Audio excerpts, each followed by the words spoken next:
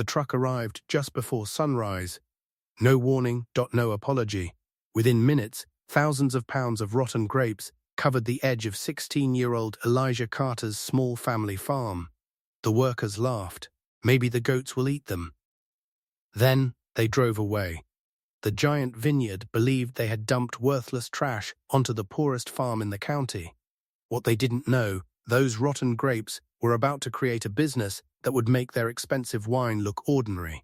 And years later, the same executives who mocked Elijah would stand in line hoping to buy what he created. But by then, it was already too late. Elijah lived with his grandmother, Ruth Carter.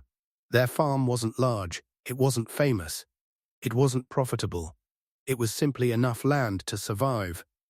Every morning before school, Elijah fed chickens, repaired fences, and helped his grandmother tend vegetables. Money was always tight, sometimes so tight that Ruth skipped dinner so Elijah could eat. Yet she never complained. Instead, she always said, "People measure wealth by what they own. God measures wealth by what they build." Just across the valley stood Hawthorne Vineyards. Hundreds of acres stretched across rolling hills, luxury tasting rooms, tour buses, expensive wines, millions in annual sales. To the people in town, Hawthorne represented success. The Carter farm represented struggle. Most people believed the vineyard barely noticed the little farm beside them. But they were wrong.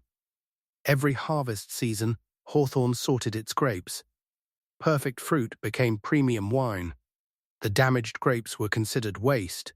Normally they paid to dispose of them. But one manager had another idea. He pointed toward Elijah's property. "They've got empty land. Dump it there." One employee hesitated. "Isn't that illegal?" The manager smiled. "Prove it." The next morning, truck after truck unloaded spoiled grapes along Elijah's fence line. The smell spread quickly. Neighbors covered their noses. Children laughed. One man joked, "Looks like your farm finally grew something." Elijah watched quietly, his fists clenched. His grandmother placed a hand on his shoulder. "Anger spends energy. Wisdom earns interest." Those words stayed with him. That evening, Elijah remembered something his grandfather once taught him. When fruit begins to change, most people see decay. The patient see transformation. His grandfather had never wasted food. He fermented vegetables, made vinegar, preserved fruit. Nothing left the farm without a purpose. Elijah hurried into the old storage shed. Dust covered forgotten barrels. Ancient notebooks sat stacked on a shelf. Inside one notebook, his grandfather had handwritten instructions for traditional fruit vinegar. Not wine. Vinegar. Elijah looked toward the mountain of spoiled grapes. Then, he smiled. For the first time all week, he didn't see garbage. He saw possibility. Every afternoon after school, Elijah shoveled grapes into cleaned barrels. He removed moldy fruit, separated usable skins, measured temperatures, recorded every mistake. The smell was terrible. Neighbors laughed every time they passed. Even relatives questioned him. "You'll never make money from rotten grapes." Months passed. Some batches failed. Others turned sour too quickly. One barrel exploded from trapped gas. Another attracted insects. Still, Elijah refused to quit. His grandmother never once asked him to stop. Instead, she carried him fresh notebooks. "If you're going to fail, fail while learning." Little by little, the vinegar improved. Its aroma became richer, its flavor deeper, sweeter, more complex. It no longer tasted waste, it tasted like craftsmanship. Elijah filled several recycled glass bottles by hand. No fancy label, no expensive packaging, only a handwritten sticker. Carter Farm Barrel Vinegar. He visited the local farmer's market. Most shoppers ignored him. Then an elderly chef stopped. He sampled a spoonful. His eyebrows lifted. "Did you make this?"